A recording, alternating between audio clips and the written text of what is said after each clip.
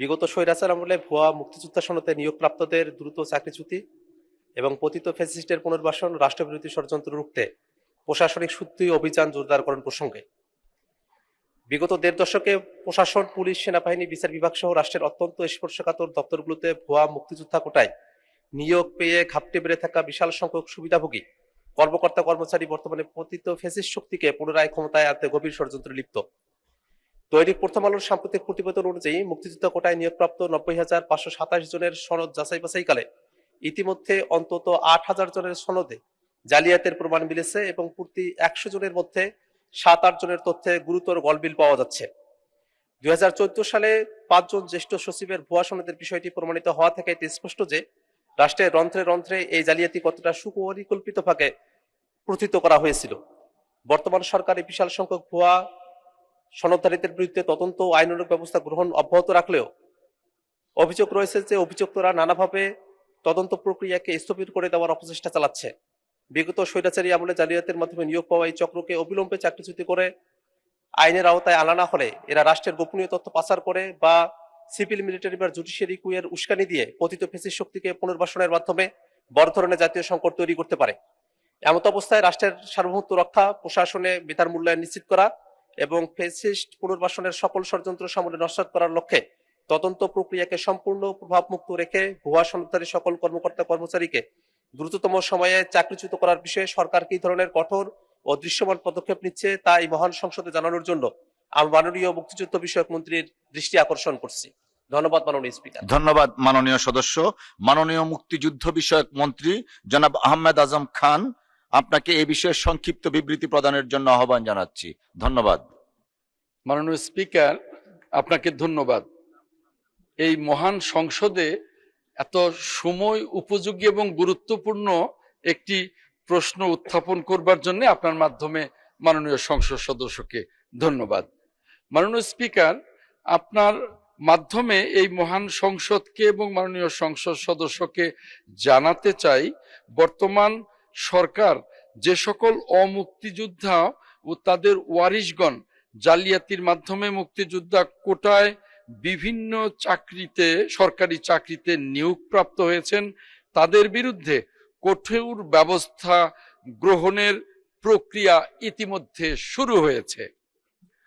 শুধু কোটার মাধ্যমে নিয়োগপ্রাপ্ত নয়, যে সকল অমুক্তিযোদ্ধা ও তাদের সুবিধাভোগীরা রাষ্ট্রের সুবিধা গ্রহণ করেছে তাদের বিষয়েও সরকার কঠোর ব্যবস্থা গ্রহণে প্রক্রিয়া শুরু করেছে। মাননীয় স্পিকার, সময়ের স্বল্পতার কারণে বাকি অংশটুকু পঠিত বলিয়া গণ্য করা হোক, আপনার কাছে এই অনুরোধ করছি। ধন্যবাদ মাননীয় স্পিকার। জি, অসংখ্য ধন্যবাদ। মাননীয় সদস্য, আপনার যদি কোনো প্রশ্ন থাকে। ধন্যবাদ আপনাকে। মাননীয় স্পিকার, আপনাকে ধন্যবাদ। অত্যন্ত দুঃখের বিষয় হচ্ছে মহান মুক্তিযুদ্ধকে আমাদের দেশে কিছু অসাধু লোক একটা ব্যবসায় পরিণত করেছিল। এটা এমন একটা ব্যবসা ছিল যে মুক্তিযুদ্ধের যদি একটা ভুয়া তারা ডিগ্রি নিতে পারে তো সেক্ষেত্রে তাদের চাকরি হয়ে যেত, নানা রাজনৈতিক দলে তারা পদ পদবি পেত, নানাভাবে তারা ভাতা পেত, নানাভাবে তারা সুবিধা ভোগ করতে পারত। এইসব ব্যক্তিবর্গ তারা একই তো আমাদের মেধাবী যারা আছে তাদেরকে নানাভাবে কোণঠাসা করেছে এবং একইভাবে তারা নানা ধরনের অন্যায়ের সাথে তারা নিজেদেরকে লিপ্ত করেছে। আমরা দেখেছি যে বাংলাদেশে মুক্তিযুদ্ধ সংগঠিত হওয়ার অর্ধশত বছর চলে যাওয়ার পরেও এখনো পর্যন্ত আসলে কতজন মুক্তিযোদ্ধা সেটার এখনো পর্যন্ত কোনো সুনির্দিষ্ট তালিকা এখনো পর্যন্ত নাই। কেন নাই? কারণটা যে তালিকাটা দেওয়া হয় সে তালিকার বিপরীতে এখন প্রায় ৭৯,০০০ ব্যক্তির ব্যাপারে এই অভিযোগ আছে যে তারা আসলে মুক্তিযোদ্ধাই না। এই সংখ্যাটা কিন্তু কম না মাননীয় স্পিকার। ৭৯,০০০ এই সংখ্যাটা যাদের ব্যাপারে অভিযোগ আছে যে তারা মুক্তিযোদ্ধাই না, অথচ তাদেরকে মুক্তিযোদ্ধা হিসেবে তারা কিন্তু ভাতা গ্রহণ করছে। এটা অত্যন্ত বড় একটা সংকটের জায়গা তৈরি করছে। এমনকি এই সংকটটা কতটা গভীরে পরিচিত হয়েছিল বাংলাদেশের, যে বাংলাদেশে একটা দল আওয়ামী লীগ তারা তাদের দুঃশাসন, ফেসিবাদ, জুলুম, নিপীড়ন তার বিপরীতে ঢাল হিসেবে এই মুক্তিযুদ্ধকেই তারা ব্যবহার করত। কিছু লোক ব্যক্তিগত পর্যায়ে এটা ব্যবহার করেছে, আওয়ামী লীগ এটা দলগতভাবে এটা ব্যবহার করেছে।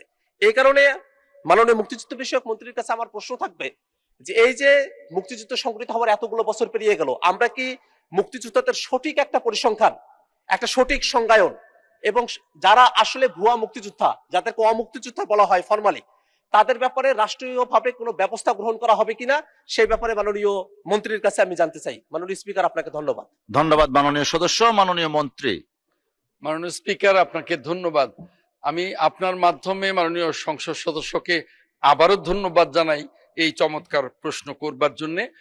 এই যে একটি পত্রিকায় এসছে যে ৭৯,০০০ অমুক্তিযোদ্ধা, এটাও আসলে সঠিক তথ্যের ভিত্তিতে না, এটা আরো বাড়তে পারে। এবং এই যে শহীদের সংখ্যা নিয়ে এই একটা বিতর্ক, এই বিতর্কের জন্য আমাদের বাংলাদেশের মহান অভিভাবক, বাংলাদেশের গণতন্ত্রের আজন্ম যোদ্ধা আমাদের প্রিয় দেশনেত্রী মরহুম বেগম খালেদা জিয়ার বিরুদ্ধেও ওই ফ্যাসিবাদী সরকার মামলা করেছিল। কাজেই এই বিষয়ে ৫টা মামলা হয়েছিল, সরকার ৫টি। মুক্তিযুদ্ধের সরকার, আমরা এ বিষয়ে কোনো ছাড় দেব না। এই মুক্তিযুদ্ধের সরকার মুক্তিযুদ্ধের লালিত স্বপ্নের সরকার। কাজেই এই বিষয়গুলো নিয়ে আমরা কাজ করছি। আশা করি মাননীয় সংসদ সদস্য এটা দেখতে পাবেন। মাননীয় স্পিকার, সময়ের স্বল্পতার কারণে অনেক তথ্য থাকা সত্ত্বেও আমি এটাকে পঠিত বলে গণ্য হবে বলেই আমি অনুরোধ করছি আপনাকে। মাননীয় স্পিকার, আপনাকে ধন্যবাদ।